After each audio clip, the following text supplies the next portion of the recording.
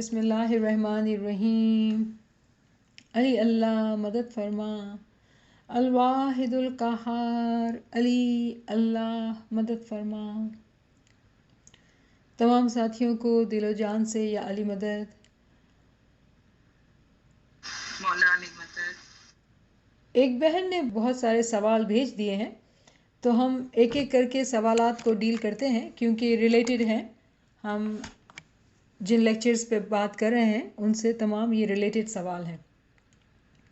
सबसे पहला सवाल तो जो किया गया था पिछली क्लास में कि ये जवाब शायद क्लियर नहीं मालूम हुआ कि दुनिया के लिए दुआ करनी चाहिए या नहीं करनी चाहिए। तो इसका जवाब ये होगा कि करनी चाहिए, क्योंकि दुनिया में भी हमें चीज़ें चाहिए होती हैं, तो दुआ करने में जो है अच्छी बात है। मौला से हमेशा जो भी चीज़ की ख्वाहिश हो उसकी दुआ करनी चाहिए। इसकी मिसाल इस तरह से होगी कि एक बच्चा जब एग्ज़ाम के लिए जाता है तो वो दुआ भी करता है और साथ मेहनत भी करता है। इसके बाद उसका रिज़ल्ट अगर अच्छा नहीं आता है, अगर उसको ए ग्रेड चाहिए था और B+ ग्रेड आता है, तो उसको एक्सेप्ट करता है, नाराज़ नहीं होता है कि चलो जो मेहनत की थी और जो दुआएं की थी उसकी बदौलत जो है B+ उसका ग्रेड आया। ये बात करने का मकसद ये है कि हम एज इंसान हम मौला से दुआ करते हैं कि मौला हमारी ये ख्वाहिश है। जो इल्म वाला मोमिन होता है वो ये भी साथ कहता है कि मौला जो मेरे हक़ में बेहतर हो वो तू मुझे देना। कोई भी दुनिया की ऐसी ख्वाहिश जो हमको मौला की मोहब्बत से दूर कर दे, मौला के घर से दूर कर दे, वो हमारे लिए जो है हमारी रूह पर जुल्म है।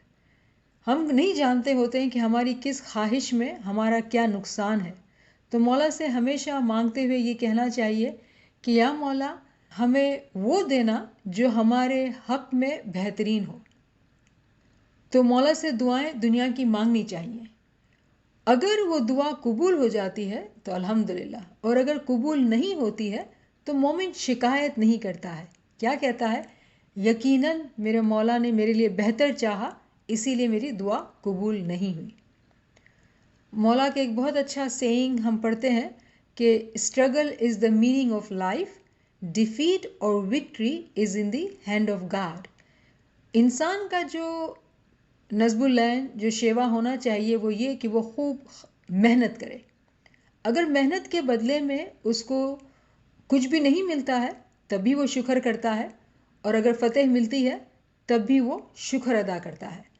तो ये इस बात का काफ़ी जवाब होगा कि दुनिया के लिए हमें दुआएं किस तरह से करनी चाहिए। दूसरा सवाल जो किया गया वो ये कि फरमान ध्यान में ना लाए वो नादान है। ये मौला हज़रत इमाम आका सुल्तान मोहम्मद शाह सल्लल्लाहु अलैहि का फरमान है कि फरमान ध्यान में जो ना लाए वो नादान है। यहाँ नादान से क्या मुराद है?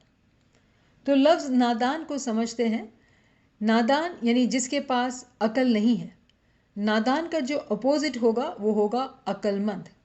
और मौला ने जो तारीफ़ फरमाई है अक्लमंद की, वो मंसूर की फरमाई कि मंसूर जो था वो अक्लमंद था, वो हमारे रास्ते पे चला।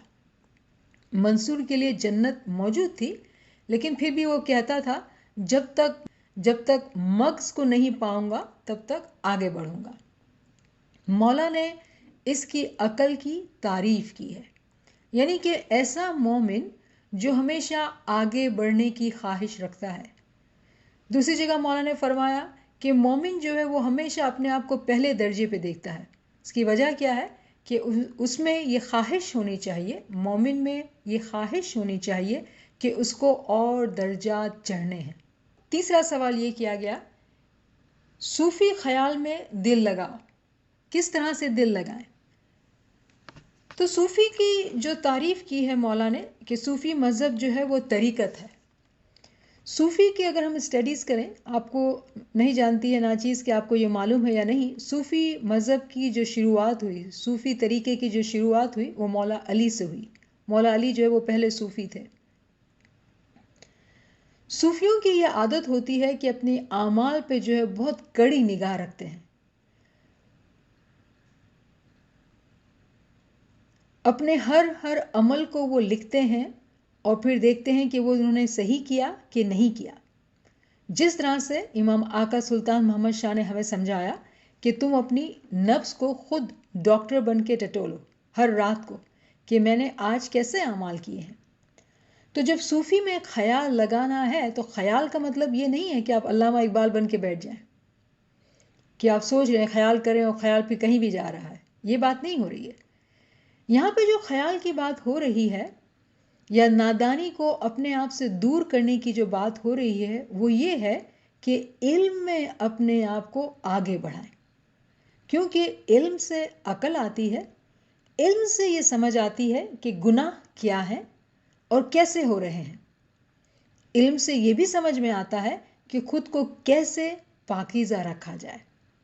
تو صوفی مذہب میں خیال لگانا، دل لگانا مطلب یہ ہے کہ علم میں دھیان لگانا. کیونکہ علم سے ہمیں پتہ چلتا ہے کہ ذکر کی اہمیت کیا ہے. علم سے پتہ چلتا ہے عبادت میں کیسے بیٹھنا چاہیے. علم سے پتہ چلتا ہے کہ جب عبادت میں ترقی ہوتی ہے تو کس طرح سے پتہ چلتا ہے. تو وہ بہن لکھتی ہے کہ جب اس نے خیال کرنا شروع کیا، جس طرح سے ناچیز نے بات کی تھی کہ آپ کے اندر بہت ساری سوچیں ہیں اگر تو آپ اس کو لکھ ڈالیں اور لکھ کے اس کو آپ دیکھیں کہ آپ کی سوچ کہاں جا رہی ہے، آپ کے عمل، آپ کی سوچوں میں کیسے گناہ آپ کر رہے ہیں. تو وہ بہن کہتی ہے کہ اس کے دماغ میں اتنی سوچیں تھیں اور ہم خاندانوں میں رہتے ہیں، بہت سارے مسائل ہوتے ہیں جس میں ہمیں بہت سارے دکھ بھی ملتے ہیں، تکلیف بھی ہوتی ہے. تو وہ کہتی ہے کہ جب وہ لکھتی گئی تو اس کے اندر جو ہے بہت شدت سے دکھ پیدا ہوا، کیونکہ وہ دکھ کی گلیوں میں چلی گئی اور اس کے اندر غصہ، نفرت اور بہت سارے ایسے خیالات آئے جو اس کو بہت زیادہ اس سے دکھ ہوا. تو اس کا کہنا یہ تھا کہ یہ تو کوئی اچھی بات نہیں کہ دوبارہ ہم برے خیال کریں. علم سے ہم اس بات کو سمجھتے ہیں کہ ہمارے جو گناہ ہوتے ہیں وہ سوچوں میں ہوتے ہیں. اگر ہم ان سوچوں سے ڈیل نہیں کرتے ہیں، یعنی کہ کیا سوچ ہے اور کیوں آ رہی ہے، تو وہ سوچ جو ہے شیطان پہچان لیتا ہے کہ یہ ہماری کمزوری ہے. اس سوچوں کی مووی ہمارے دماغ میں وہ بار بار بار بار چلائے گا تاکہ ہمارے سوچ میں گناہ جو ہے وہ ہوتے چلے جائیں. ہم اس کو روک نہیں پائیں گے کیونکہ شیطان جو ہے وہ ہمارے اندر بیٹھ کے ہمارا معائنہ کر کے ہمیں بازی دیتا ہے. اس لیے جب ہم ان چیزوں کو لکھتے ہیں تو ہو سکتا ہے کہ ہمارے دل میں دکھ آئے، لیکن اس وقت جو دکھ ہوگا اس کو ہم گناہ نہیں کریں گے، کیونکہ آپ کسی سے شیئر نہیں کر رہے ہیں. وہ بات آپ لکھ رہے ہیں اور آپ لکھ کے دیکھ رہے ہیں کہ مجھے اس بات سے تکلیف ہوئی، الحمدللہ میں اس شخص کو، اس فیملی ممبر کو معاف کرتی ہوں. اور اگر اس کے لکھنے سے دل میں جو تکلیف پیدا ہوتی ہے اور اگر آنکھوں سے آنسو بہتے ہیں اس دکھ سے، اس کو یاد کر کے، اس تکلیف کو یاد کر کے، تو دل میں یہ کہنا ہوگا کہ مولا یہ جو آنسو بہ رہے ہیں یہ میری مہمانی مولا تیرے حضور میں قبول کرنا. اس بھائی کو، اس بہن کو، دوست کو، جس نے بھی فیملی میں جو بھی تکلیف دی مجھے، میں ان تمام کو معاف کرتی ہوں. لیکن جو گریہ زاری، جو میری دکھ سے میرے آنسو گر رہے ہیں، جو بھی میرے دل کو مجھے تکلیف پہنچی ہے، یہ جو آنسو ہے یہ میری مہمانی ہے مولا. تمام کی روحانی ترقی کرنا اور ساتھ ساتھ اس ناچیز کی بھی کچھ ترقی کرنا. تو اس کا یہ لکھنا جو ہے وہ عبادت میں شامل ہو جائے گا. اس ایکسرسائز کو کرنے سے آپ کو شیطان کے چنگل سے آزادی مل جائے گی. شیطان کا جو آپ پر پاور تھا کہ وہ بار بار آپ کے دماغ میں دہراتا ہے ان سوچوں کو، ان باتوں کو جس سے آپ کو تکلیف ہوتی ہے اور آپ اس بھائی یا بہن کے لیے برا سوچتے ہیں، بار بار اس گناہ میں ملوث ہوتے ہیں. اس ایکسرسائز سے فائدہ یہ ہوگا کہ آپ اس دکھ کو ریلیز کر دیں گے، اس کو دل سے باہر نکال دیں گے. خوب گریہ وزاری ہوگی، بہت اچھی بات ہے، بہت خوشی کی بات ہے. گریہ زاری کریں، سجدے کریں، مولا سے معافی مانگے کہ مولا اگر اس فیملی ممبر نے مجھے یہ دکھ دیا ہے تو ہو سکتا ہے ناچی سے بھی کچھ دکھ ہوا ہوگا، مجھے بھی معاف کرنا. یہ فیملی ممبر مجھے تو کچھ نہیں کہتا ہے، میں ہی یاد کر رہی ہوں اور دل میں دکھ کر رہی ہوں، مولا میں ان کو معاف کرتی ہوں، مولا ان کے دلوں میں کشادگی دینا کہ یہ مجھے بھی معاف کریں۔ اس طرح سے اس ایکسرسائز سے دل کی صفائی ہو جائے گی، اور اس وقت جو بھی آپ سوچ رہے ہیں، آپ کی نیت جو ہے ان کی بری باتوں کو یاد کرنا نہیں ہے، آپ کی نیت ہے کہ ان چیزوں کو جان کے پہچان کے اپنے دل سے نکال دینا ہے۔ تو ہمیں یاد ہوگا کہ ہر عمل کا دار و مدار نیت پر ہوتا ہے۔ اس وقت جو آپ کی نیت ہے وہ دل کو صاف کرنے کی ہے، دل کو پاک کرنے کی ہے، تو یہ گناہ میں شامل نہیں ہوگا، بلکہ یہ آپ کی نیکی میں لکھا جائے گا، آپ کی عبادت میں لکھا جائے گا کہ آپ اتنی محنت کر کے جو آپ کو دل کے اندر شدت سے تکلیف ہے، دکھ درد ہے، اس کو آپ نکال رہے ہیں اپنے دل سے اور اپنے دل کو صاف کر رہے ہیں۔ تو ریممبر ہم کو پیر نے کیا سمجھایا؟ کپڑا دھووے سو کیا ہوا، دل دھووے سو پاوے۔ کیونکہ یہ مشکل کام ہے، یہ بہت مشکل کام ہے کہ اپنے دل کے اندر جو سالوں سے ہم نے چیزیں بھر کے رکھی ہیں، اس کو ہم نے کبھی بھی دل سے نکالا نہیں ہے، اور اب امام کو جگہ دینے کی کوشش کر رہے ہیں، جگہ ہی نہیں ہے، دل پورا بھرا ہوا ہے چیزوں سے۔ اس دل کو خالی تو کرنا ہی پڑے گا نا، جگہ تو بنانی ہی پڑے گی۔ تو یہ ایک اچھی بات ہوگی کہ ہم اس طرح سے دل کی صفائی کریں۔ پھر ایک اور فرمان کا داخلہ دیتے ہوئے بہن پوچھتی ہے کہ مولا نے فرمایا جھوٹ بولنا منع ہے، اس کا کیا مطلب ہے؟ عام طور پہ ہم جب اخلاقیات کی بات کرتے ہیں تو ہم کہتے ہیں کہ بھئی جھوٹ بولنا بری بات ہے۔ مثال کے طور پہ گھر پہ دروازے پہ کسی نے نوک کیا تو ماں کہتی ہے بیٹا بول دے ماں گھر پہ نہیں ہے، یہ جھوٹ ہے، اچھی بات نہیں ہے۔ یا فون کسی کا آیا، بیٹا بول دو گھر پہ نہیں ہے کوئی بھی، یہ جھوٹ ہے۔ لیکن امام جب فرمان میں جھوٹ کی مثال دیتے ہیں تو یہ والا جھوٹ تو ہے ہر انسان کرتا ہے، مذہب کا اس میں کوئی لینا دینا بھی نہیں ہے۔ امام کا فرمان میں یہ فرمانا کہ جھوٹ بولنا منع ہے، اس کی بہت ساری تعویلات ہیں، لیکن بہن نے دنیا کی مثال دے کے پوچھا ہے تو پہلے ہم دنیا کی بات کو بھی سمجھیں گے کہ ایسے طریقے ڈھونڈنا جو آپ کے مسئلے کو بھی حل کرے اور آپ جھوٹ بھی نہ بولیں، یعنی کہ حکمت سے کام لیں۔ اگر آپ دروازے پہ جاتے ہیں اور اگر کوئی کہتا ہے کہ بھئی میں یہ بیچ رہا ہوں اور آپ کو خریدنا نہیں ہے اور آپ کو اس کو منع بھی نہیں کرنا ہے، تو اس سے اچھا ہے بچے کو دروازے پہ بھیج دیں اور کہہ دیں کہ بھئی گھر پہ کوئی بڑا نہیں ہے، تو یہ بالکل جھوٹ بات ہوگی۔ یا تو اب دروازہ ہی نہ کھولیں، اور پھر دروازہ کھولیں، معافی مانگے کہ بھئی یہ چیز اچھی ہے لیکن مجھے نہیں خریدنی ہے، معافی چاہتے ہیں، ہمت بندھائیں اپنے اندر اس چیز کو ڈیل کرنے کے لیے۔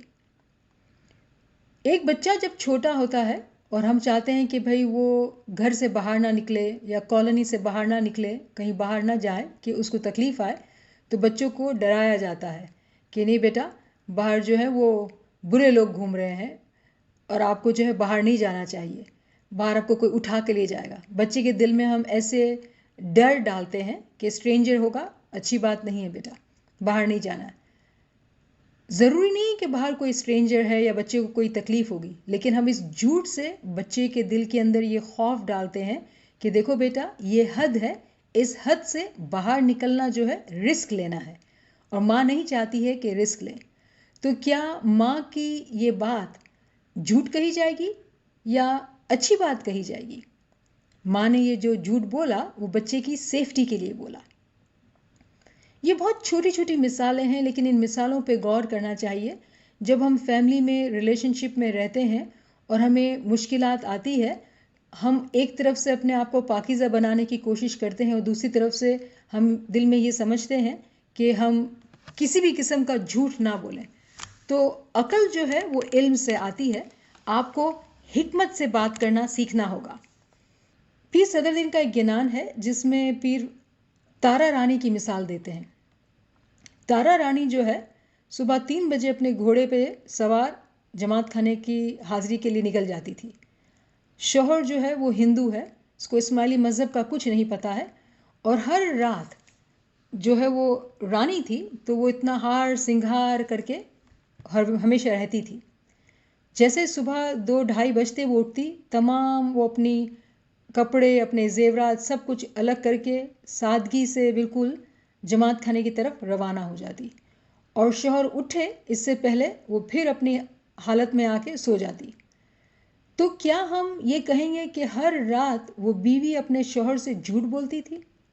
ये एक मोमिना की मिसाल है जो अपने मज़हब को, अपने ईमान को संभालना चाहती थी और साथ ही साथ अपने शौहर को दुख नहीं देना चाहती थी।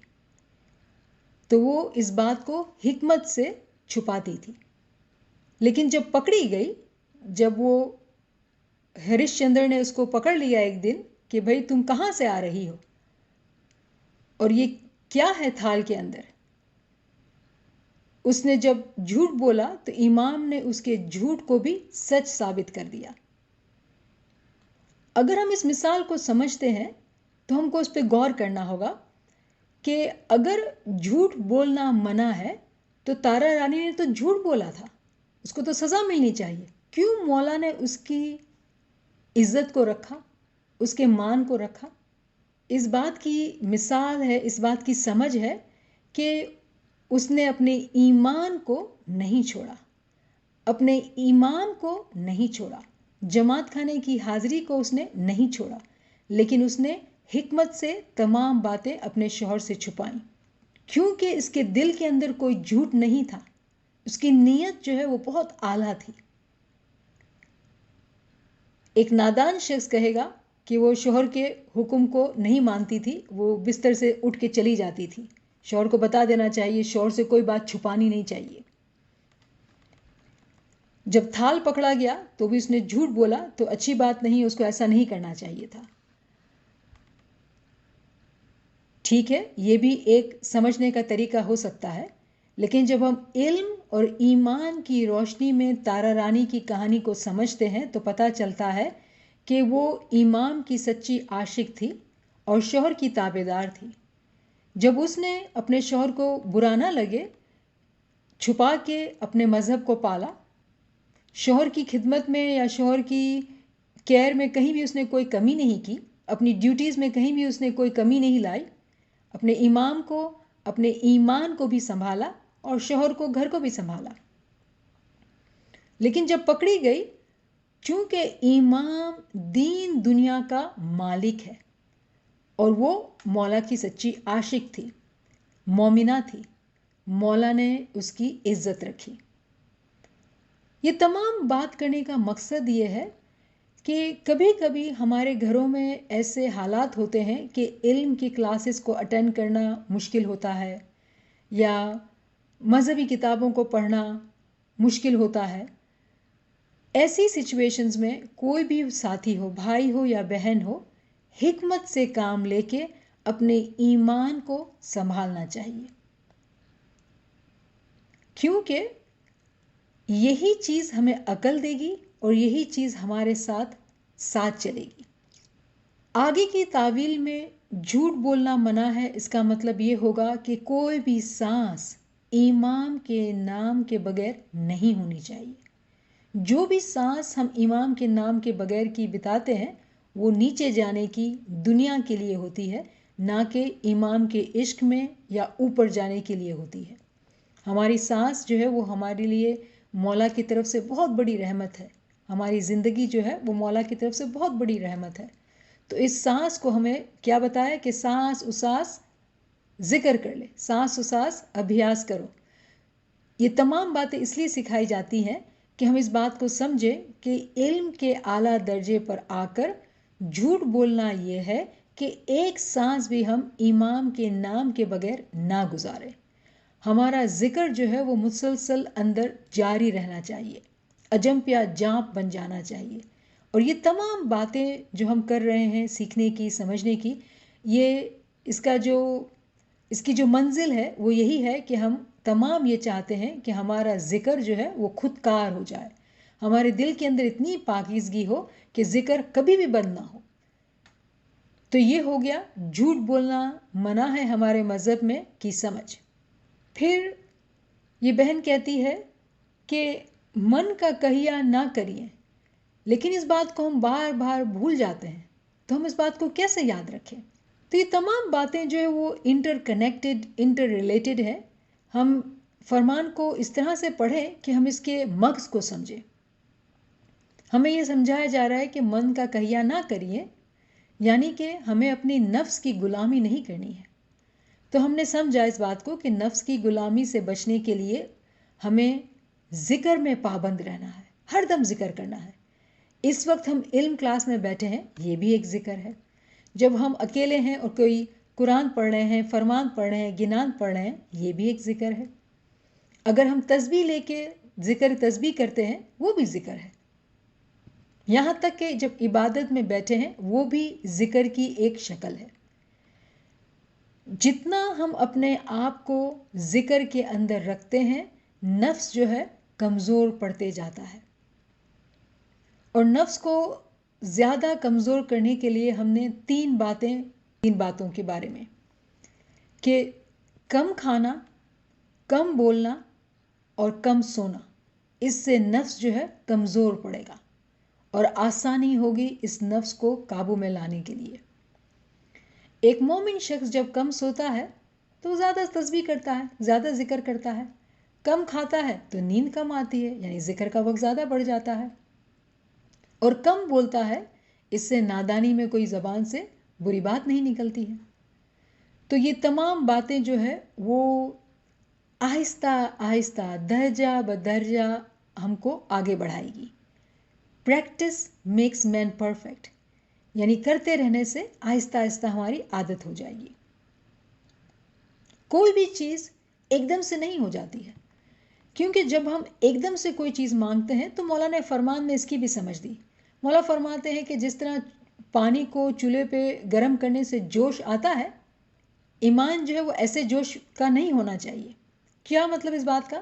کہ جس طرح سے پانی ابلتا ہے اور پھر تھوڑی دیر میں جب آگ ٹھنڈی ہوتی تو ٹھنڈا ہو جاتا ہے. تو ہمارے ایمان کی مثال ایسی نہیں ہونی چاہیے. جلدی سے ابال، جوش آ گیا، یہ بھی کر لیں، وہ بھی کر لیں، یہ بھی کر لیں، اور پھر 2-4 دن میں پھر ٹھنڈے ہو گئے. نہیں، آہستہ آہستہ اپنے آپ کو ہر وقت جلتا رکھنا ہے. کس آگ میں؟ نور کی آگ میں. وہ نور کیا ہے؟ وہ ذکر ہے. ہر وقت اس ذکر کو جاری رکھیں گے تو ہمارے اندر جو نور کی چنگاری ہے وہ آہستہ آہستہ آہستہ ایک بہت بڑا شعلے کی شکل اختیار کر لے گی. اس وقت ہم کو اس چنگاری کو سنبھالنا ہے. شیطان کی طرف سے ہوائیں ہیں، نفس کی طرف سے مشکلات ہیں، تو اس کو بہت محنت سے سنبھال کے رکھنا ہے کہ وہ چنگاری بجھ نہ جائے. اس وقت تک کہ ایسی جوالا بن جائے، ایسی آگ بن جائے کہ نفس کیا، شیطان کیا، سب جل کے خاک ہو جائے. صرف ایمان کا عشق، اس کا نام ہی باقی رہے. ایک کتاب ہے مومن کی زندگی، اس میں ایک چیپٹر ہے، اس کے بارے میں ایک بات جو ہے چونکہ ریلیٹڈ ہے، ناچیز کرے گی. یہ کتاب نمبر 2 میں سے ایک چیپٹر ہے. بہت اچھی کتاب ہے کہ مومن کی زندگی کیسی ہونی چاہیے. اگر آپ میں سے کسی دوست نے نہ پڑھی ہو تو ناچیز جو ہے شیئر کر سکتی ہے آپ کے ساتھ.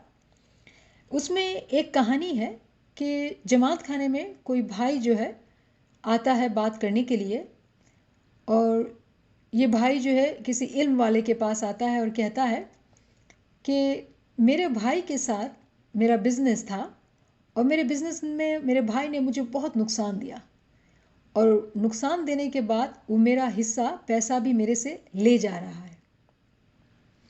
تو میرا دل یہ چاہتا ہے میں کورٹ میں کیس کروں اور میرے اپنے پورے پیسے نکلواؤں.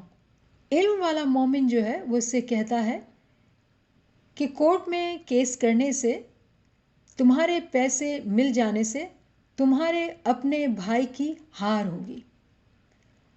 بھائی کی ہار یعنی تمہاری ہار ہے. ہم تمام بھائی بہن ہیں. کسی بھی بھائی یا بہن کا نقصان کرنا کیونکہ ہمیں غصہ آیا ہے یا دنیا کا نقصان ہو گیا ہے، اس کا بھی نقصان کریں، یا ہم کہیں کہ بھئی ہم انصاف چاہتے ہیں اور ہم اپنا حصہ چاہتے ہیں، یہ ایک مومن کی عادت نہیں ہے. مومن جو ہے معافی پہ یقین کرتا ہے، اور اگر دنیا بانے اس کا نقصان ہو جاتا ہے، دنیا کی چیزوں کا، دنیا کے پیسوں کا کوئی فرق نہیں پڑتا ہے. جب ہم مر جائیں گے تو دنیا ہمارے ساتھ نہیں آئے گی. اگر پیسہ ضائع ہونے سے یا دنیا کی چیزیں چلی جانے سے ہمارے دل کے اندر، ہماری زندگی کے اندر سکون آتا ہے اور ہم مولا کی یاد میں سکون سے رہ سکتے ہیں، تو یہ قربانی بہت آسان قربانی ہے۔ ایک مومن، علم والا مومن خوشی خوشی اس قربانی کو دے دے گا، وہ نہیں دکھ کرے گا۔ کیا چاہیے؟ پیسے لے لو، کپڑے چاہیے لے لو، گھر چاہیے لے لو۔ کیوں؟ کہ وہ مومن جانتا ہے کہ علم سے یہ تمام چیزیں فانی ہیں، ان فانی چیزوں کو دے دینے سے میری جان کو سلامتی، میرے دل کو سکون ملتا ہے، خوشی سے وہ ان قربانی کو کر دیتا ہے۔ تو دل کے اندر اگر ایسی باتیں ہیں کہ کسی نے میرا حق کھایا یا کسی نے مجھے تکلیف دی اور دنیا کی چیزوں کو لے لیا، یقین مانیے کہ یہ بہت آسان قربانی تھی۔ ذرا سی دیر کے لیے بھی اپنے دل کو میلا نہیں کرنا چاہیے، کیونکہ ایک مومن، اس کی خواہش اپنے ایمان کو پانا ہے۔ دنیا کی چیزوں کو کیا ہے؟ کل کما لیں گے، اور نہیں بھی کمائیں تو کیا فرق پڑتا ہے؟ جانا تو ہم سب کو قبروں میں ہے، جس نے لے لیا اس کو بھی لے کے نہیں جانا ہے اپنی قبر میں، تو لے لینے دو، خوش ہونے دو اس دنیا میں، کوئی فرق نہیں پڑتا ہے۔